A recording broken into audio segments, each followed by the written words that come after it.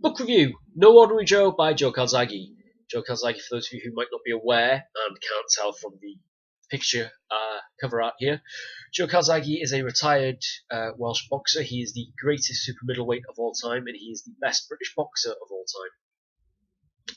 He is 46-0 in professional fights. He spent the last 11 years of his professional career as a world champion. He was the first guy to ever unify and become the undisputed super middleweight champion. And he finished his career by beating Bernard Hopkins and Roy Jones Jr. Back to back at light heavyweight. He moved up and won another world title, so he's a two-weight world champion. One knock that people give him is that when he beat Bernard Hopkins and Roy Jones Jr., they were past their prime, they were getting on in age. Calzaghe wasn't exactly in his 20s when he had those fights. Those were his last two fights. His hands were already damaged. But people forget that Bernard Hopkins actually went on to win a world title after losing to Calzaghe, so he wasn't exactly washed up at the time. So this book is a few years old, as I say. The last fight he has in this was against Peter Manfredo in 2007, or Peter Manfredo Jr. So the step up to light heavyweight hasn't occurred by the time this was written. It would be nice, it would be interesting to get a second book out of Joe, because obviously his father Enzo was such a huge integral part to him as a person, not just his career as a trainer. But Enzo's passed away by this point. He's retired from that. I think he's got a manager or a promoter's license now. He's bringing up a new generation of fighters himself right now. So it would be interesting to have all of that stuff in a book. This is a good book. It goes into his training. It goes over a lot of how he did things, a lot of the issues he had. He was bullied as a kid. Never really stuck to any one particular job.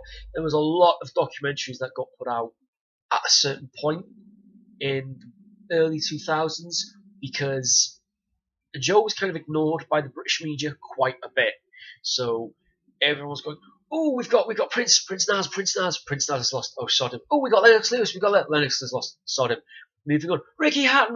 Oh, Ricky's lost. Sod him. Oh, Amir Khan. Oh, Amir's lost. Sod him." And on it went.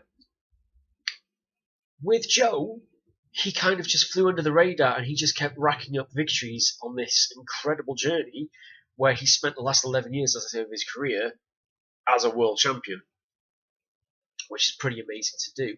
It was only towards the tail end of his career that I think the British media picked up on and started saying, "Oh, actually, this guy's pretty good. We can't just ignore him anymore." Could have been many reasons for it. It could have been that he wasn't a heavyweight, so we tend not to go to heavyweights. He didn't have pyrotechnics going off during his entrance. You can't really say he wasn't an exciting fighter because he was. He was undefeated. Even if he had a wobbly first few rounds, he always found a way to win eventually. His fight against Jeff Lacey is one of the greatest displays of boxing of all time. He schooled the guy. Not to be offensive to Jeff Lacey, but Lacey was supposed to come over. He was supposed to be 170-pound Mike Tyson. He was going to hit him with a left hook and end his career. And Joe absolutely took him apart. He won every round. That just doesn't happen. Then, of course, rather than the American media going, actually, this Calzaghe guy we should keep an eye on. We should be. No, Jeff Lacey was overrated. So Calzaghe had that his entire career. Now, some people have pointed out, if Joe had been American, they'd be calling him the greatest of all time. If he was English, they'd be calling him the greatest of all time. Because he was Welsh, keep him under the radar, he doesn't count. Didn't help in that sense that he still trains in the same Newbridge gym, the same area going for his runs as he did when he was a kid. Yeah, so very, very much along the same lines as a Ricky Hatton in that sense, in that he didn't get a massive plush mansion and move away from everything and live the life of a star. He lived the life of a fighter, which was very sparse, very stripped down. He didn't, during his fighting career, do TV spots or cameos in sitcoms or film roles. He did that after he retired. He didn't do modelling ad campaigns. There's a bit in the book where he talks about how one of the companies wanted him to be the model for their line of men's underwear, and he said, "Oh, I can't do it. I can't. Why not? I can't be up on a big poster in just my boxer shorts, man." And someone had to go, "Joe, you make your career wearing nothing but shorts, mate. It's not that big of an issue." And by the time they got him around to it, the opportunity had gone. However, because he had no other distractions like that in his life, he was able to concentrate on just purely boxing and being the best boxer Britain's ever had. Funny how, for most of his career, he was the Welsh guy from the valleys, but as soon as everybody else had lost and he was still world champion, now he's a British boxer. This might not be the time for that. But it is worth getting a copy of.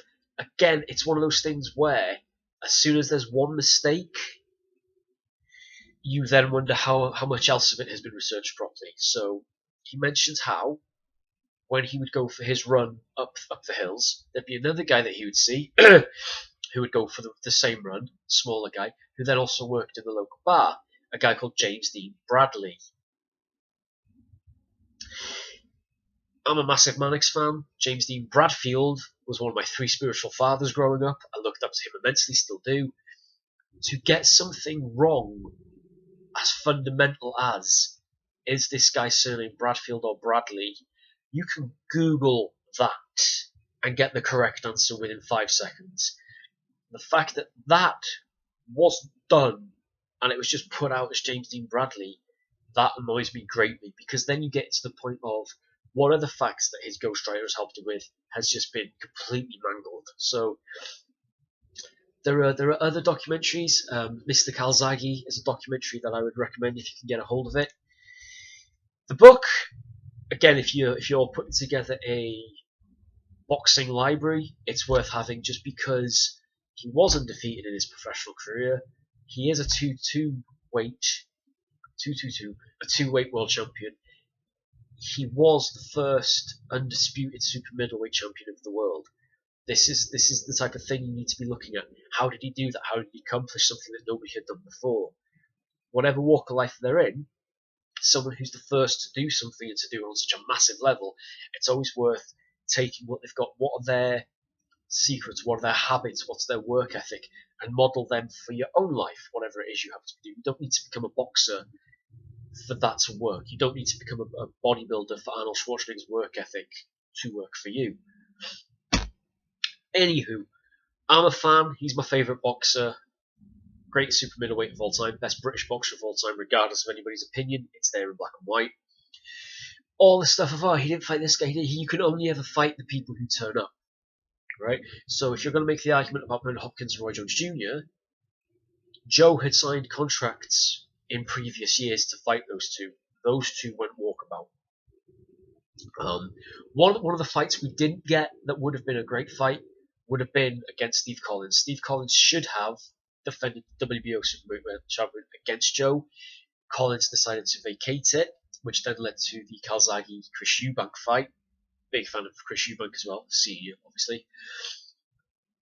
There's a Sky Sports roundtable show, I think it's about an hour long, with all the super middleweights. You got Joe, you've got Chris Eubank, and you've got Jones Jr., you've got, I think it's Woodall, and I can't remember the name of the other guy. But you've also got Steve Collins, and it's hilarious because Chris Eubank does not let Steve Collins off the hook for not fighting Joe.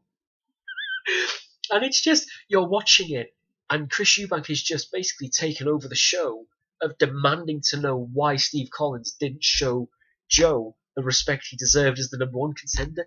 And it's heartwarming, it's hilarious. If I can find it online, I'll post the clip under here, but I probably won't be able to because it's copyrighted. I digress. Good book, amazing fighter, worth getting a copy of. But again, as with all books, get them second hand so they're cheap.